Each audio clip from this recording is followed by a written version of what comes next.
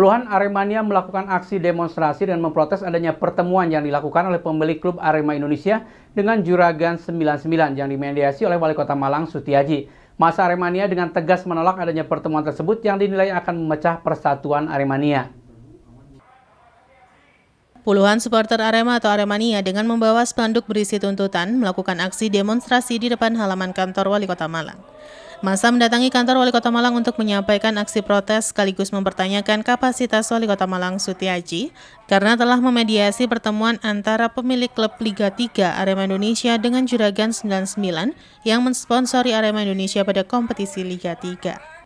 Massa Aremania memprotes Wali Kota Malang yang memediasi pertemuan tersebut karena dinilai akan memecah persatuan Aremania di Malang Raya. Dalam aksi tersebut, massa menyampaikan 5 tuntutan terhadap Wali Kota Malang, yakni mendesak Wali Kota Malang untuk mencabut statementnya yang menyebut dirinya sebagai Ebes Malang. Menanyakan kapasitas Wali Kota Malang yang mempertemukan pemilik klub Arema Indonesia dengan Juragan 99 dan meminta pertanggungjawaban Wali Kota Malang apabila ada gesekan antar Aremania. Aremania juga mengancam apabila tuntutan mereka tidak dipenuhi, mereka akan kembali mendatangi kantor Wali Kota Malang dengan jumlah massa yang lebih banyak.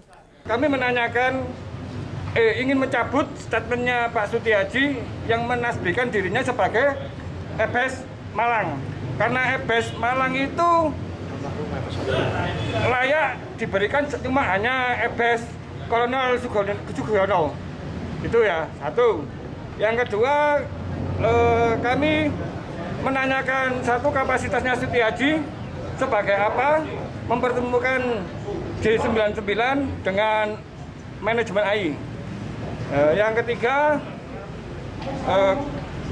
kami minta pertanggungjawaban apabila ada dari arus bawah grassroots.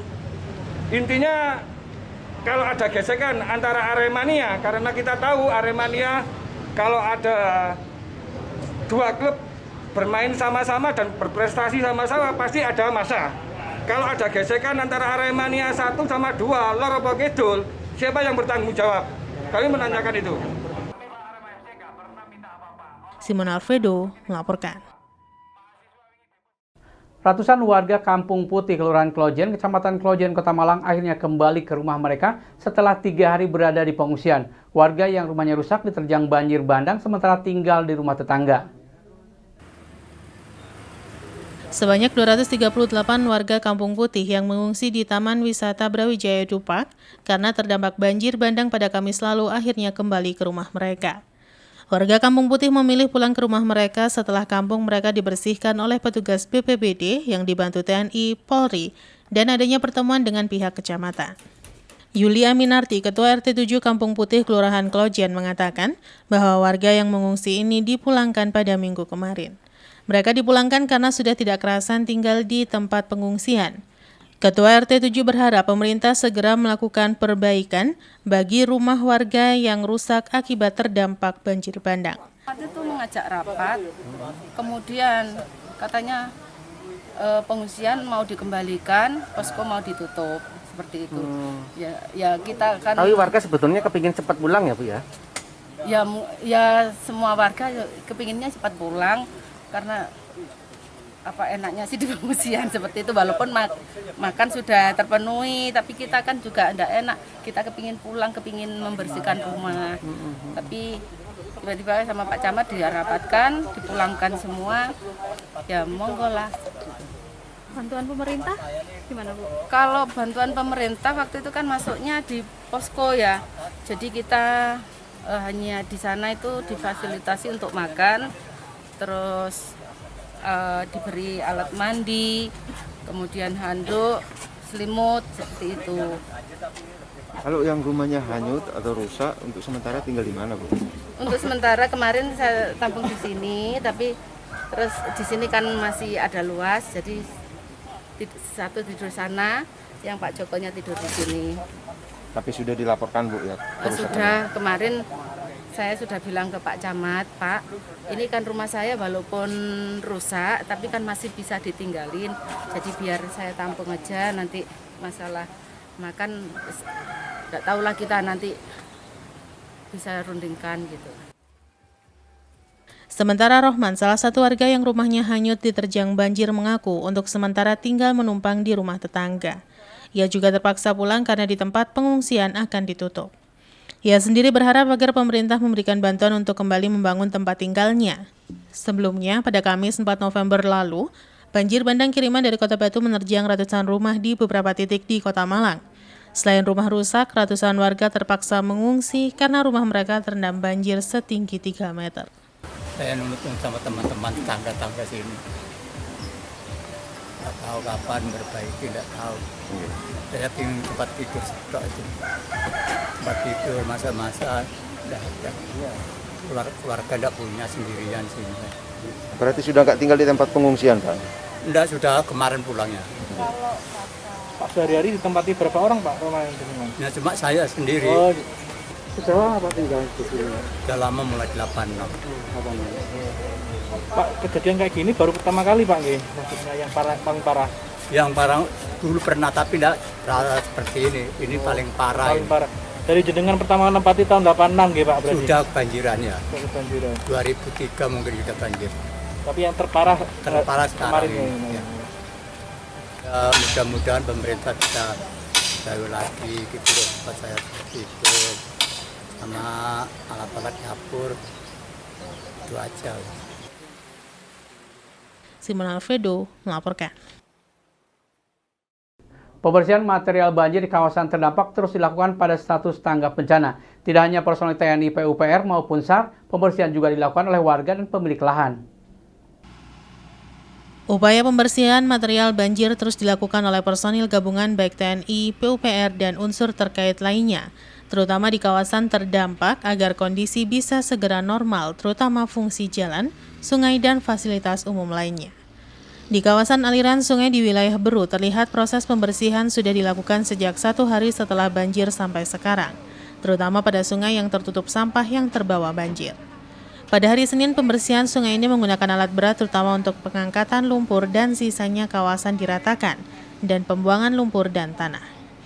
Menurut salah seorang warga menjelaskan mulai pembersihan dan perbaikan lahan milik warga yang terdampak sudah dilakukan, terutama pembersihan material sampah pada tanaman agar tanaman tidak mengalami kerusakan parah dan masih tetap bisa berproduksi.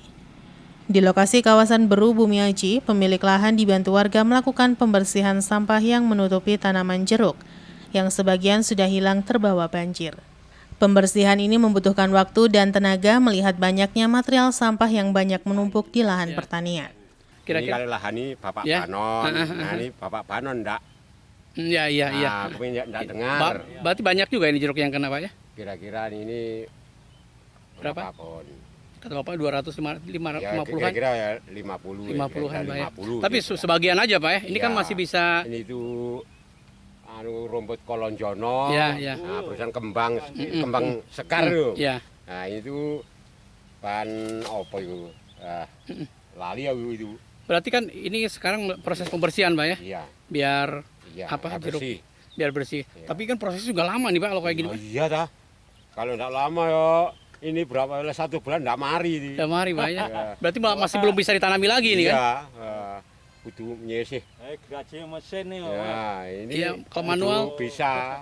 Kalau enggak bisa di orang lain lah kerjakan. Sulit ini kalau manual, Pak, ya. Harus kerjakan. Kalau enggak kerjakan enggak bisa, enggak mampu. Pak, kalau gini, Pak, hasil panen bisa berkurang berapa persen jeruk ini kalau sudah kayak gini, Pak? Kira-kira ya 50 hilang? Enggak ada. Kira-kira 15-20%-an ya hilang nanti. Kalau 10%-an, Pak. Yohanik Mawan melaporkan. Terima kasih Anda masih bersama kami Info 7 Malang Raya. PT Kereta Api Indonesia membuat kebijakan baru dengan perpanjangan masa berlaku surat keterangan hasil negatif rapid test PCR untuk penumpang kereta api jarak jauh. Jika sebelumnya masa berlaku maksimal 2 kali 24 jam, saat ini menjadi maksimal 3 kali 24 jam sebelum keberangkatan. Perpanjangan masa berlaku surat keterangan hasil negatif rapid test PCR untuk syarat naik kereta api jarak jauh ini berlaku sejak adanya peraturan baru dari Kementerian Perhubungan. Jika sebelumnya masa berlaku tes swab PCR maksimal 2 kali 24 jam, saat ini diperpanjang menjadi maksimal 3 kali 24 jam sebelum keberangkatan. Manajer Humas KAI Daob 8 Surabaya Lukman Arif menjelaskan, perubahan aturan ini menyesuaikan dengan terbitnya Surat Edaran atau SE Kementerian Perhubungan Nomor 92 Tahun 2021 tentang perubahan atas SE Kemenhub Nomor 89 Tahun 2021 tentang petunjuk pelaksanaan perjalanan orang dalam negeri dengan transportasi perkeretaapian pada masa pandemi COVID-19, tanggal 27 Oktober 2021. Selain menggunakan hasil negatif rapid test PCR, pelanggan juga masih diperbolehkan menggunakan hasil negatif rapid test antigen maksimal 1 kali 24 jam sebelum jadwal keberangkatan. Lukman Arif menambahkan PT KAI selalu memastikan seluruh pelanggan menerapkan protokol kesehatan secara disiplin dan hanya mengizinkan pelanggan atau calon penumpang yang sesuai persyaratan untuk bisa naik kereta api. Sesuai dengan Surat Edaran Kementerian Perhubungan Nomor 92 Tahun 2021, syarat untuk melakukan perjalanan dengan kereta api jarak jauh yang semula tes PCR itu maksimal 2 kali 24 jam, pengambilan sampelnya menjadi maksimal 3 kali 24 jam sebelum melakukan keberangkatan. Selain menggunakan hasil tes PCR, pelanggan juga masih diperbolehkan menggunakan hasil negatif rapid antigen. Maksimal pengambilan sampelnya adalah 1 kali 24 jam sebelum dia melakukan perjalanan. KAI selalu memastikan seluruh pelanggan menerapkan protokol kesehatan secara disiplin dan hanya mengizinkan pelanggan yang sesuai dengan syarat perjalanan untuk bisa melakukan perjalanan dengan angkutan kereta api. Simon Alfredo melaporkan.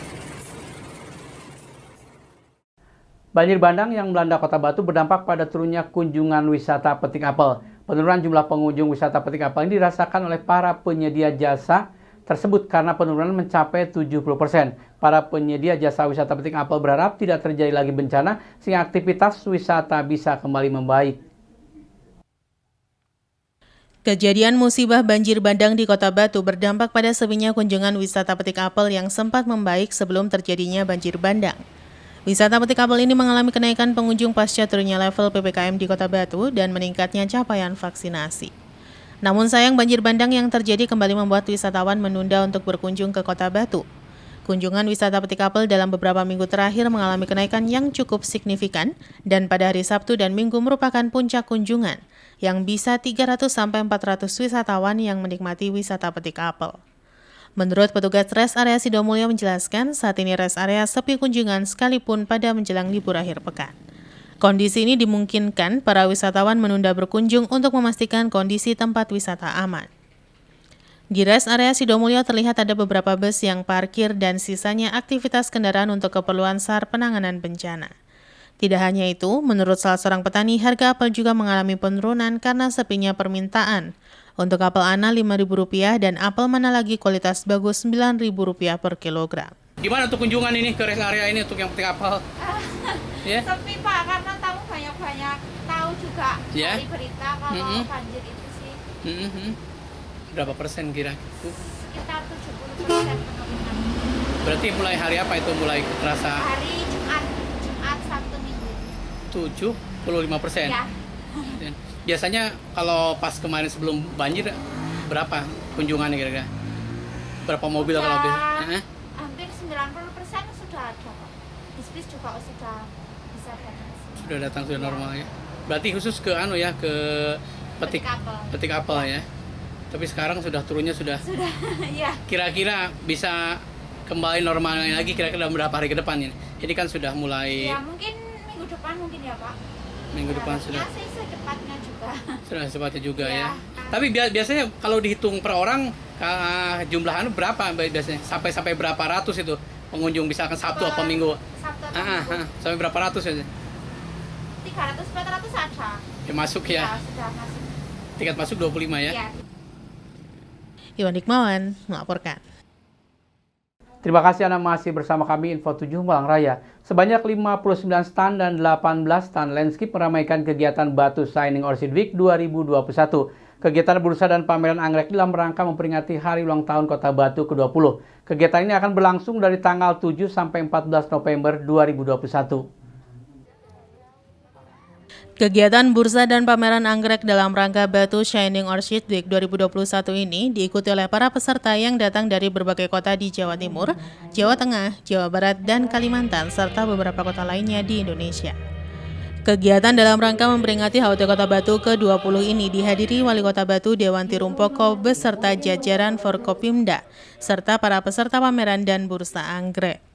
Dalam sambutannya, Kepala Dinas Pertanian dan Ketahanan Pangan Kota Batu Insinyur Sugeng Pramono menjelaskan, kegiatan ini bekerjasama dengan Perhimpunan Anggrek Indonesia untuk mempromosikan potensi anggrek Kota Batu, menggerakkan potensi perekonomian masyarakat termasuk petani anggrek.